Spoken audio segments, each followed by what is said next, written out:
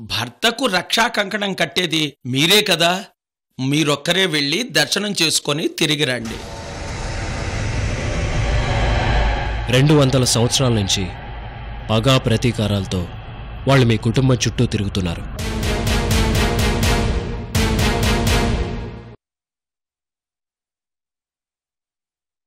ఆ సాహు ఇదే ఏరియాకి రమ్మని చెప్పాడు.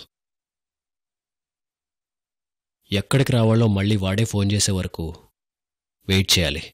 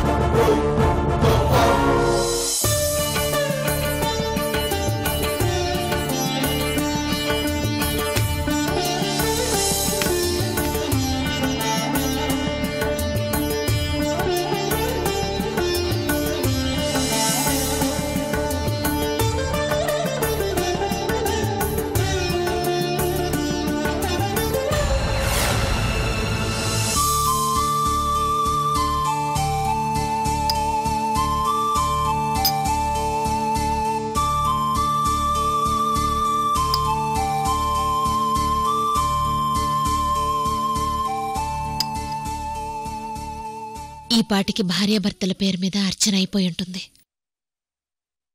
కృష్ణవేణి వంశీకి అమ్మవారి రక్షా కంకణం కడితే ఇంకెలాంటి ఆపద దగ్గరికి రాదు.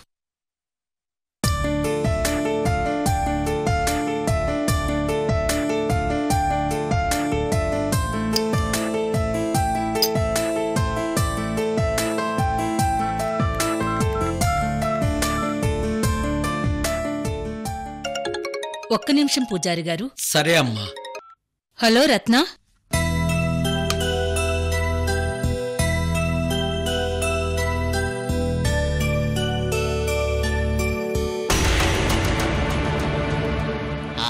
ఈ కోట చాలా ఎత్తుగా ఉంది, దాని పైకి ఎలా వెళ్ళాలి?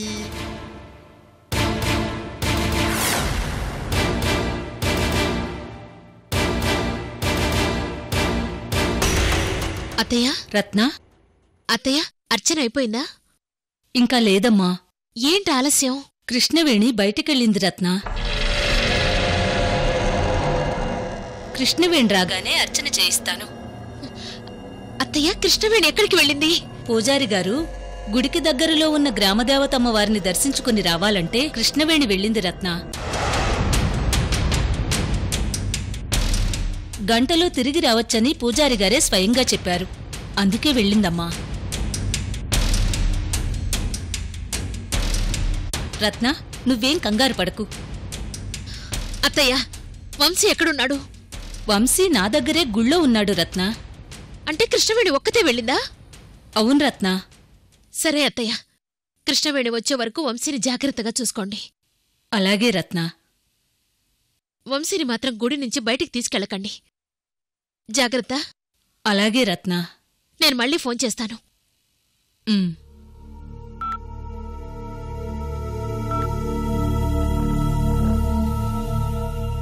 గ్రామదేవతని దర్శించుకోమని పూజారి గారు చెప్పారా?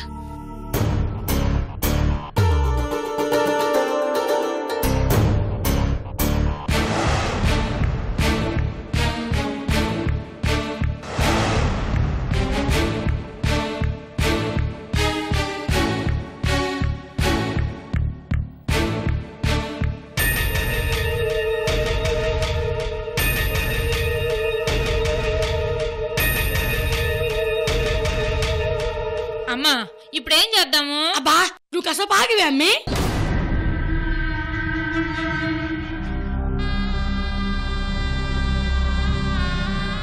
అల్లుడి గారు ఆఫీస్కి వెళ్ళినారు. ఏమన్నా గొడవ జరిగితే ఫోన్ చేస్తారు కదమ్మి. మరి అంతా మనం అనుకున్నట్టుగా జరుగుతుందో లేదో అని భయంగా ఉండదమ్మా. పోనీ అల్లుడి గారికి నువ్వే ఫోన్ చేసి అసలేం జరిగిందో కనుక్కో అమ్మి. వద్దులేమ్మా, ఆయన చికాకు పడతారు.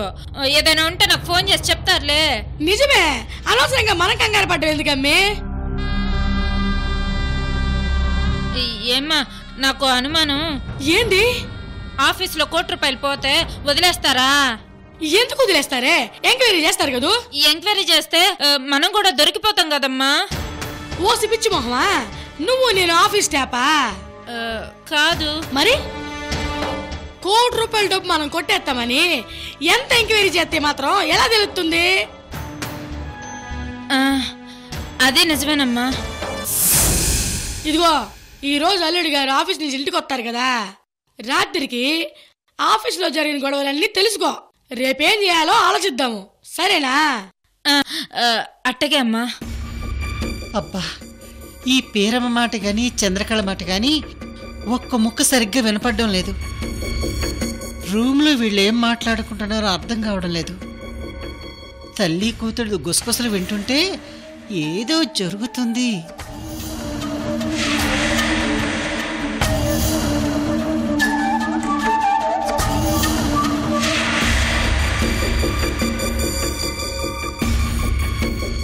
అమ్మ లక్ష్మీదేవి, ₹1,00,00,000 భారమంతా నీదేనమ్మా.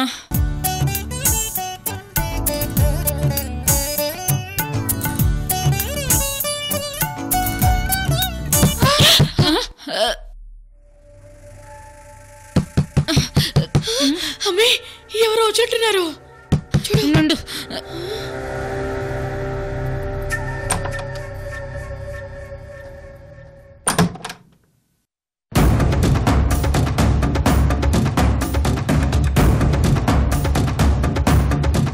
ఏంటే చంద్రకళ, పట్టపగలు రూమ్ లో తలుపేసుకుని ఏం చేస్తున్నారే? అబ్బే పెద్దమ్మా, ఏమి లేదు పెద్దమ్మా, ఏమి లేదు. సిబిఐ కాంతమ్మా వచ్చేసినదబ్బా.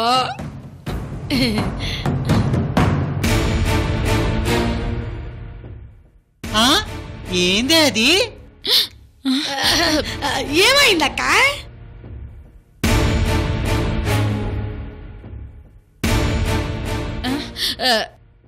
అదేంది పెద్దమ్మా, హారత పళ్ళం కదా?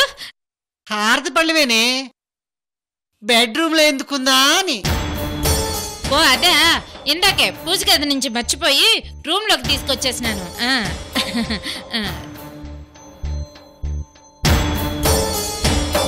పూజ బెడ్రూమ్ లో చేసినట్టు హారత కర్పూరం వాసన వస్తుందేందే? పూజలు ఎవరన్నా బెడ్రూమ్ లో చేస్తారా? ఏందక్క నువ్వు కూడా తమాస్గా మాట్లాడతావు?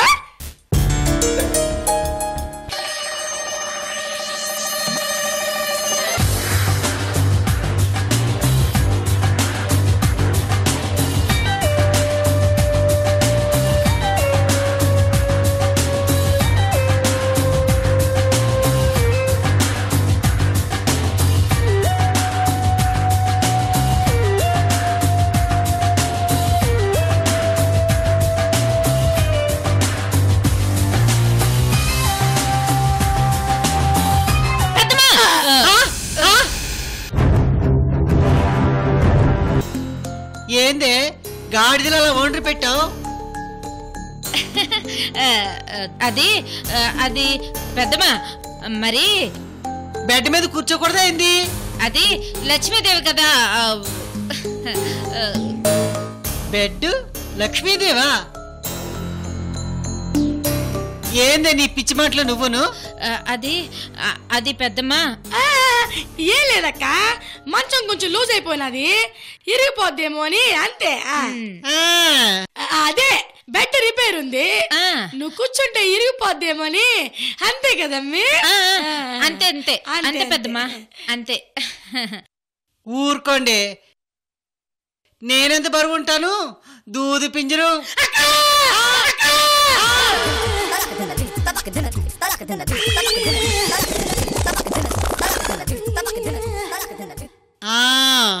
ఇప్పుడు నాకు ఒకటి బాగా అర్థమైందే చంద్రకళ. ఏంది పెద్దమ్మా? ఈ మంచం వెనుక ఏదో సీక్రెట్ ఉంది.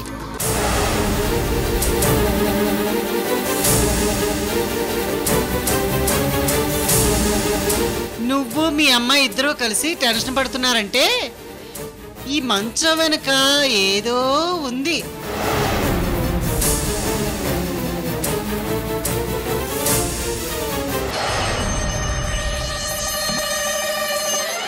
ఏముందబ్బా?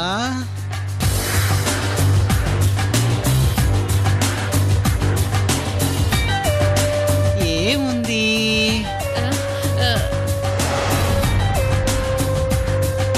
పెద్దమ్మా, మంచం విరిగిపోయినదంటే రహస్యం ఉందంటవేంది?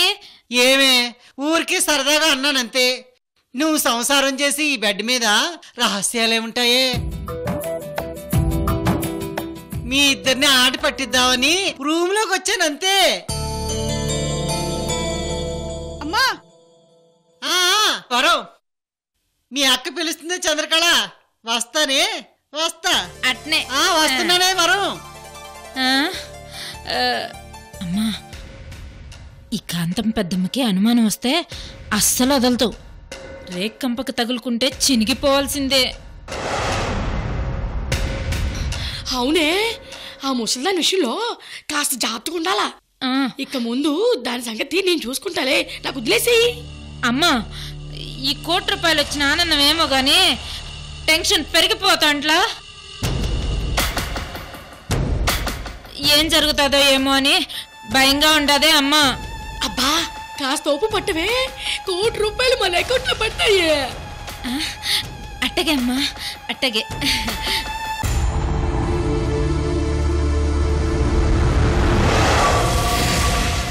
బెడ్రూమ్ లో హారత పళ్ళం. బెడ్ మీద కూర్చుంటే తల్లి కూతుళ్ళిద్దరు గాడిదల్లో అరుస్తున్నారు. మంచం రిపేర్ అంటున్నారు. ఏదో జరుగుతుంది. చూస్తా, వీళ్ళని వదిలిపెట్టను.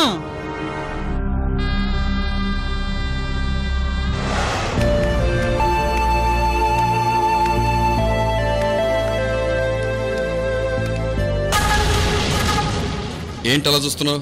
ఏం లేదు సార్, ఏం లేదు సార్.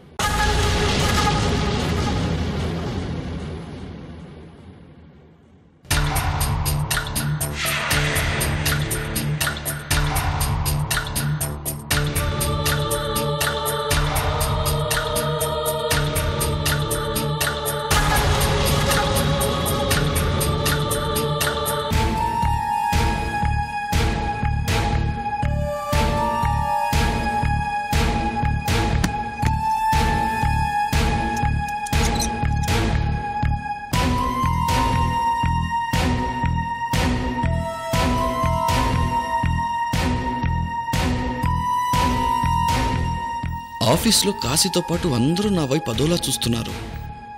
శశిధర్ ₹1,00,00,000 విషయం అందరికీ చెప్పేశాడా?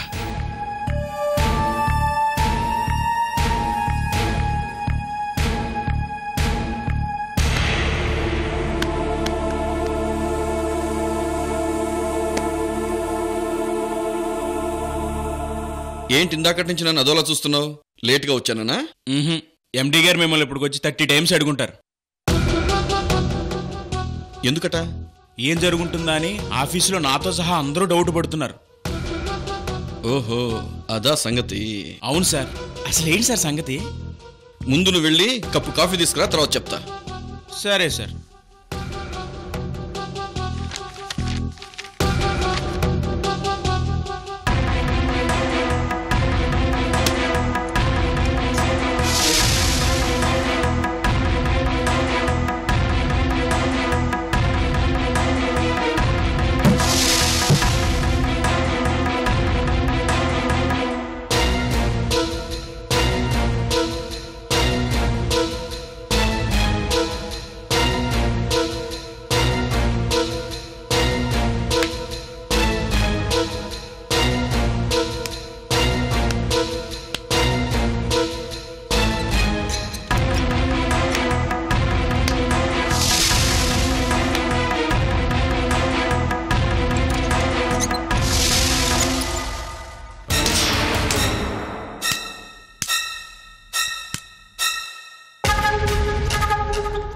ఏదైతే అదవుతుంది, తప్పదు.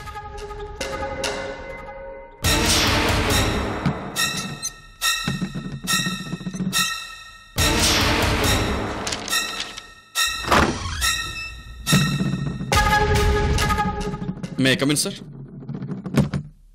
Yes, come in.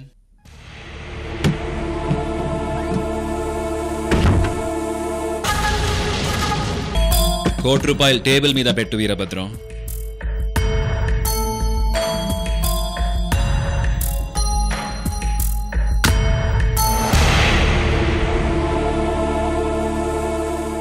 శశిధర్ గారు, ఈ రూపాయి బిళ్ళ ఇక్కడ పెట్టింది మిమ్మల్ని వెటకారం చేద్దామని కాదు. నా విలువ ₹1. నేను రూపాయంత మనిషినే. కానీ ₹1,00,00,000 కొట్టేసి కోటీశ్వరుని అయిపోవాలన్నంత దురాశ నాకు లేదు.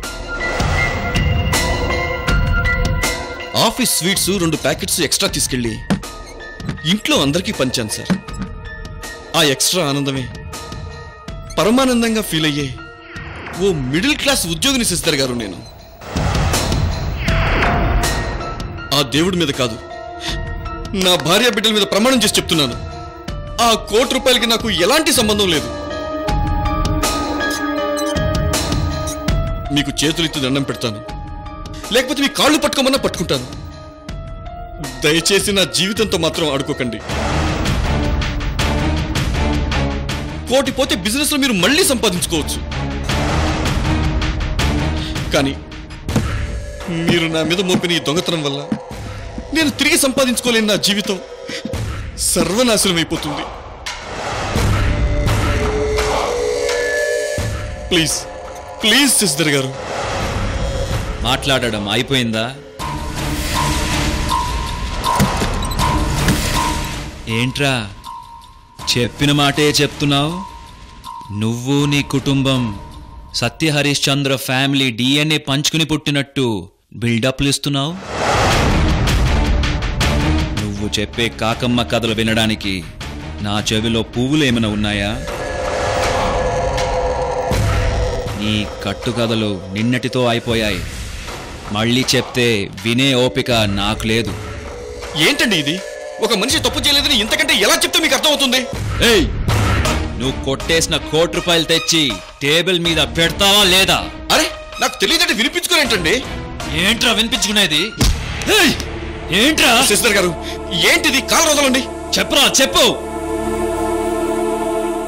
ఏయ్, ఏంట్రా కోపంగా చూస్తున్నావు? కొడతావా?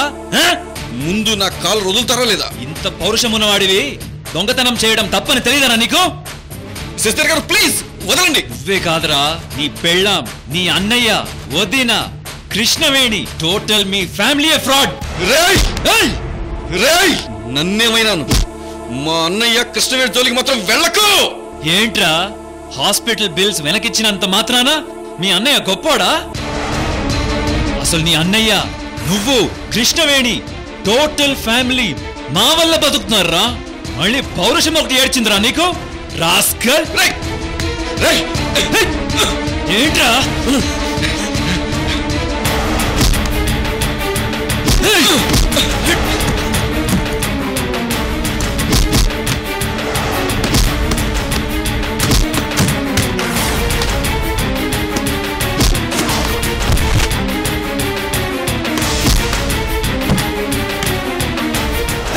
వదలరా, వదలరా!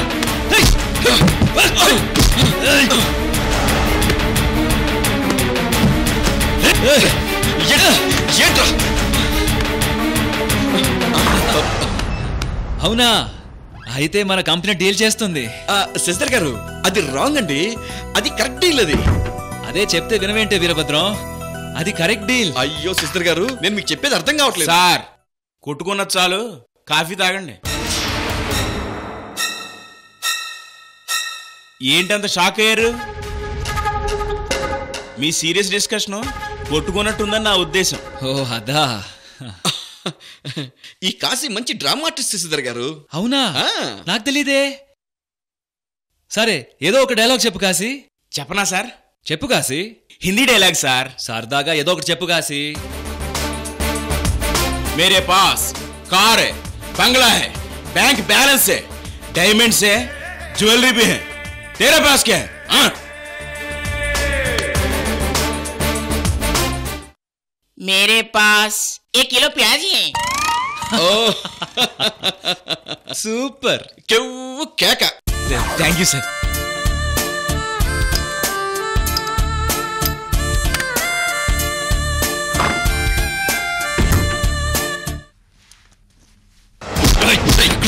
ఏంట్రా కూర్చొని నిన్ను చెప్పరా సార్ మన చైర్మన్ సృజన్ గారు వచ్చారు. ఇప్పుడే కార్ పార్కింగ్ లో పెట్టారు. మీకు ఆ విషయం చెప్దామని వచ్చాను సార్.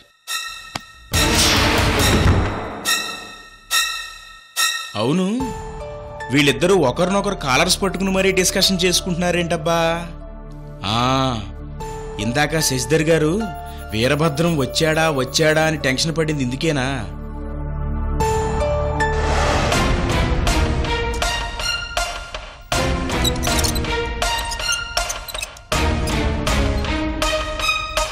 చూడు,